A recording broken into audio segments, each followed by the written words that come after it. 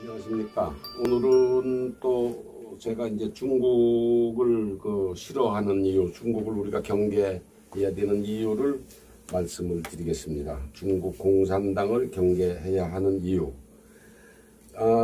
중국은 인구 14명 중 1명이 공산당원입니다. 14명 중 1명, 약 9천만 명인데 전체 인구 15억 중에 약 6%에서 7%가 공산당원입니다. 이건 이제 밖으로 공공연하게 알려진 숫자고 실제 몇 명인지는 이제 아무도 모릅니다. 그런데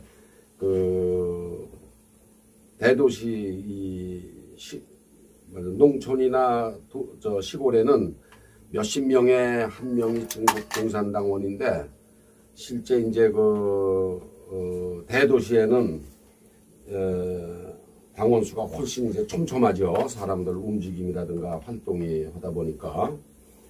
중국은 이제 공산당은 아주 피라미드 구조로 되어 있습니다. 맨 위에 시진핑, 그 밑에 7명의 공산당 상임위원이 있고,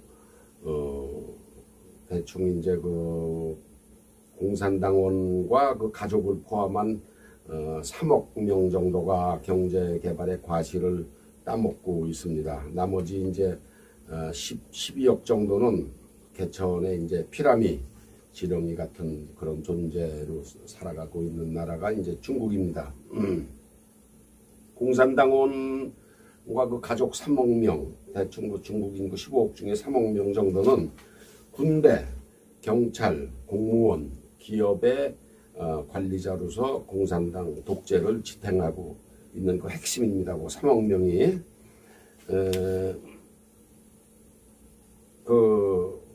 나머지 이제 12억 인구는 말하자면 무지렁이죠. 무지렁이. 그래서 중국을 저희들이 이제 여행을 했을 때는 절대로 정치 상황에 대해서 언급을 하면 안 됩니다. 이건 재판 없이 구금이 되니까 외국인이라도. 그래서 절대로 중국 정부에 대해서 비판하는 발언을 하면은 변호사의 도움을 기대할 수도 없습니다. 법이 지배하는 사회가 아닙니다. 중국은. 그래서 중국에서 이제 변호사가 있다고 하지만 변호사는 소송 서류를 작성하고 법원에 제출하고 송달하는 법무사, 한국의 법무사 정도 수준이지 법정에 나가서 권리를 옹호해주고 그런지 않습니다. 구금이 되면은 면회도 불가능합니다. 그러니까 중국에 여행 오실 때는 절대로 그 나라 정치 체제를 이렇게 비판하시는 발언을 하시면 안 됩니다. 미국이 공산당원의 입국을 금지하겠다고 이제 발표를 트럼프가 했는데 과연 그게 이제 가능하겠느냐, 현실적으로 그런 얘기를 하고 있습니다만은 중국의 유학을 와 있는 학생, 또 중국에 나와서 해외에 나와서 돈을 쓰는 사람들은 대개 공산당 또는 공산당원의 가족입니다. 그래서 해외에 나와서 활동하는 중국인들을 입국을 규제하고 감시를 하면은 자동적으로 그거는 중국 공산당을 압박하는 효과를 가져올 수 있습니다. 미국이 중국인들 중에서도 공산당원을 입국을 규제하겠다 그러는 거는 원천적으로 중국의 스파이 행위를 차단하겠다는 의도입니다. 해외에 나와 있는 유학생, 또 연구원, 주재원 상사, 회사에서 주재원 신분으로 나와 있는 모든 사람들이 중국 자기 정부의 사소한 정보를 제공할 의무를 지고 있습니다. 중국 법에 의해서. 그래서 특히 4차 산업혁명을 주도하는 IT 분야에서 선진 기술을 훔치기 위해서 중국이 지금 혈안이 되고 있습니다. 그런 걸 원천적으로 봉쇄하겠다 그러는 게 미국이 중국인들의 공산당원 입국을 제한하겠다 그러고 있습니다. 그러니까 긴 호흡으로 공산당의 일당 독재를 깨겠다는 거죠. 긴 호흡으로 장기적인 전략의 일환으로서 중국의 공산당 일당 독재를 깨겠다. 따라서 중국 공산당원의 입국을 제한하겠다. 그런데 중국이 공급하는 모든 그 전자제품과 그 장비는 스파이 기능이 탑재되어 있다고 합니다. 스파이 기능이 탑재되어 있어서 중국산 스마트폰을 쓰거나 중국산 전자장비를 쓰면은 거기에 소프트웨어가 탑재되어 있어서 모든 정보가 자동적으로 중국 당국에 넘어간다는 얘기죠. 예를 들어서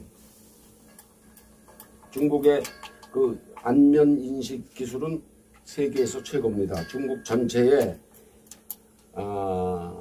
알 수는 없습니다만 약 1억 대의 안면 카메라가 설치되어 있다고 합니다. 중국 전역에.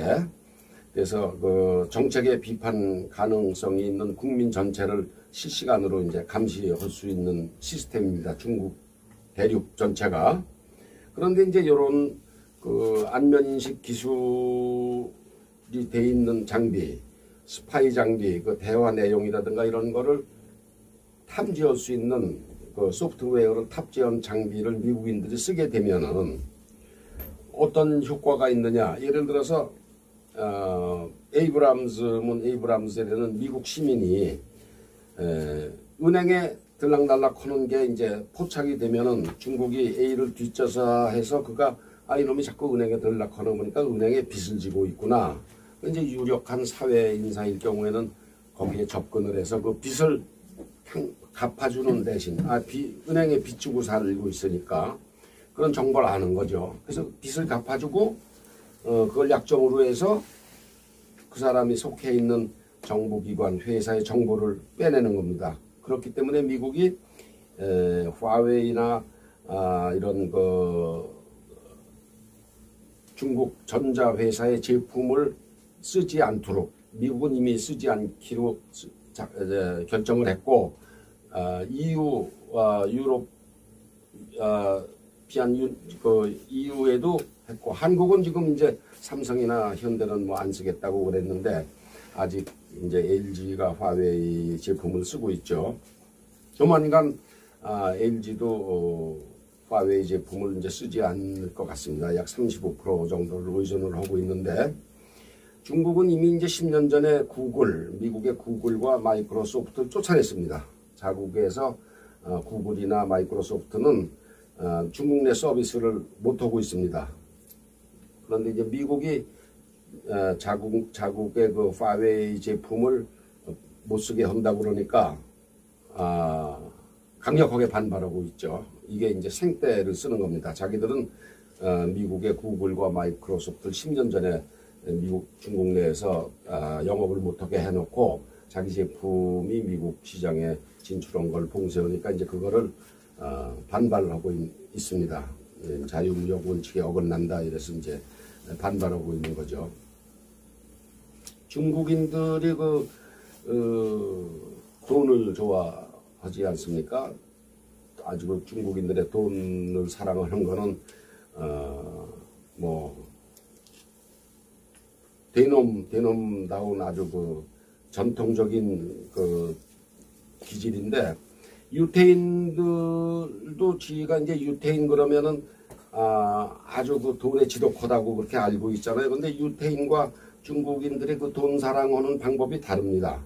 유태인은 기업 활동과 금융을 통해서 합법적으로 부를 축적을 했고 그렇게 하고 있고 중국인은 가짜 플라스틱으로 쌀도 만듭니다. 쌀도 만들고 또 갓난아이가 먹는 분유도 가짜로 만들고 또 뇌물 부패로 이제 그 재산을 축적하죠. 그래서 유태인과 중국인들의 그 부를 축적하는 방법이 근본적으로 다릅니다. 그런데 이제 중국인들이 해외에 나가서 활동하는 사람들이 대부분 공산당원이거나 공산당원의 가족인데 중국이 이제 미국에 의해서 약 20년 동안 미국이 약 4천억 달러의 그 적자를 보면서 계속해서 키워주는 과정에서 그 이익 대부분 거기서 생기는 이익 대부분이 공산당원에게 들어갔는데 그게 이제 어떤 과정으로 들어가느냐. 이제 예를 들어서 이제 식당업을 예를 한번 들어보죠. 식당에서 자재를 구매할 때 중앙당의 그 거물들은 식재료를 살 때부터 이미 보따리 챙깁니다. 구매 단계에서 이제 값을 부풀리거나 이제 수량을 부풀리거나 해서 거액을 먹고 식당에 들어온 그 자재 중에 큰 덩어리, 뭐 고기 덩어리라든가 이런 거는 식당에 있는 간부들이 가져가요. 고기 덩어리, 뭐 쌀 등 이런 식재료를 빼돌리고 중간 당원은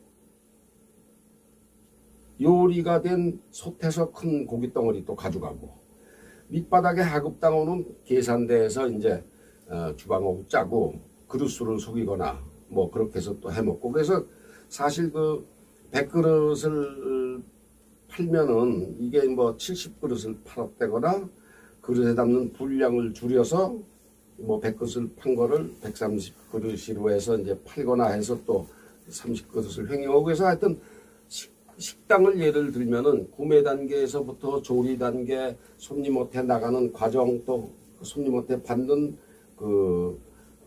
계산 단계에서 차곡차곡 해먹습니다. 근데 제일 원천적으로 해먹는 게 이제 공산당원들이 해먹는 거죠. 그 밑에서 이러는 사람들이 이제 대개 시골에서 올라온 사람들이다. 그걸 지들이 이제 농민공이라고 자기들은 그러는데 농민공들은 이제 돈을 모아서 시골에 있는 가족들한테 이제 돈을 붙여주라고 1년에 한 번 춘절이라고 그러지 않습니까? 음력설에 이제 거지같이 살다가 1년에 한 번 가는 거예요, 시골에. 그러니까 이 사람들이 비숙련, 기술 없이 힘으로만 일해서 먹고 사는 사람들인데, 해마다 이제 그렇게 움직이는 사람이 중국 15억 인구 중에서 약 2억 명입니다. 그 2억 명이 그냥 음력설에 버스 터미널하고 기차역이 뭐 아비규환되는 거 저희들이 이제 사진을 봐서 많이 보지 않습니까? 그러니까 밑에 사람이 그렇게 거지같이 가족하고 1년 내내 떨어져 살다가 한 보름 한 달 하고 상류층에 있는 공산당원 당원들이 축적한 돈은 전부 다 외국에 이제 투자를 합니다. 외국에 투자를 하는데 한국에 또 지금 약 14,000개 정도 아파트가 이제 중국인 소유입니다. 중국인 소유인데 이게 외국인 소유이기 때문에 한국 정부가 세금도 한 푼 못 물리고 있죠. 외국인 투자기 때문에 이게 투기 자본인데도 한국이 세금을 하나도 못 물리고 있습니다. 그럼 우리 땅에서 중국인들한테 생으로 이제 세금 한 푼도 못 걷고 돈을 벌게 해주고 있는 상황이 되고 있습니다. 지금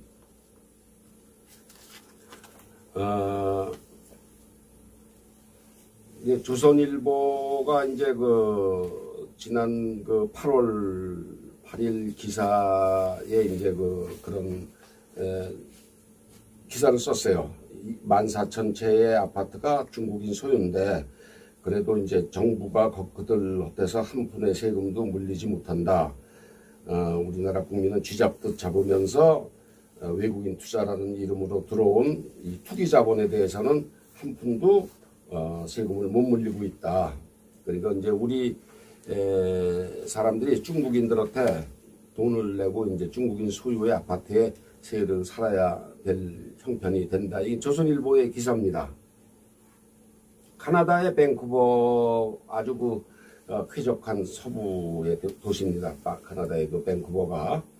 그게 이제 1년 새 집값이 30%가 폭등을 했어요. 중국인들이 와서 아파트를 사니까. 그러니까 런던을 제치고 이제 2위에 올랐습니다. 카나다 밴쿠버의 아파트 값이. 중국인 큰손들이 와서 뭐 이제 값을 올려놓은 거죠. 그래서 밴쿠버의 주택 거래가 3분의 1이 중국인 부자들이 싹쓸이 하면서 이제 집값이 올라가니까 주 정부가 밴쿠버 일대에서 집을 사는 외국인들한테 15% 취득세를 신설했습니다.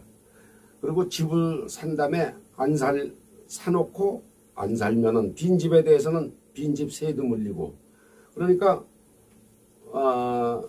근본적으로 이제 중국인들한테 막 사놓고 살지도 않으면서 값이 올라가면은 팔아서 차익을 챙기는 그런 걸 근본적으로 이제 봉쇄하겠다는 거죠. 이런 현상이 이제 런던, 또 뉴질랜드, 뉴질랜드의 그 오클랜드가 제일 큰 도시입니다. 거기 집값을 천정부지로 올려놓은 것도 중국인들 큰 손입니다. 한국에서도 이제 제주도도 난리가 나고 있지 않습니까? 그래서 중국 당원의 미국 내 재산을 동결하고 또 동결해서 당에 대한 충성심을 깨뜨리는 전략을 미국이 쓰고 있는 겁니다. 그러기 전에 중국인들의 입국을 금지하는 거죠. 그래서 이제 중국인들이 미국에 있는 재산을 동결해 놓으면은 공산당원들이 이제 입국을 제한하는 효과를 당연히 이제 가져올 수 있다, 그렇게 보는 겁니다. 공산당 정권하에서 재산을 해외에 가져 나와서 축적할 수 있는 사람은 공산국가에서는 공산당원밖에 없으니까 가장 이제 돈으로 효과적인 돈으로 쪼이는 게 가장 효과적인 방법이라고 미국이 판단하는 거죠. 이제 돈을 가장 중시하는 중국인에게는 아주 견딜 수 없는 고통입니다. 이게 미국이 이제 전략적으로 이걸 구체적으로 어떻게 선보일지 기다려집니다. 방법은 뭐 무궁무진하죠. 근데 트럼프가 이번에 대통령에 떨어졌기 때문에 다행스러운 것은 트럼프하고 똑같이 바이든도 중국에 대해서는 강경한 정책을 계속하겠다, 지금 그러고 있습니다. 우리나라 정부 당국자로서는 굉장히 당혹스러운 거지만 우리 국민들로서는 다행이다. 중국에 대한 압박을 계속 바이든 정부도 이어갈 수 있기 때문에 다행이라고 생각을 합니다. 우리나라 사람들이 왜 트럼프를 좋아하는지 저는 아직 모르겠어요. 근데 트럼프가 그거 빼놓고는, 중국의 강경한 거 빼놓고는 성공한 정책이 하나도 없습니다. 다음에 이제 미국의 트럼프 낙선이 당연한 이유를 다음 시간에 한번 제가 간단하게 설명을 드리죠. 감사합니다.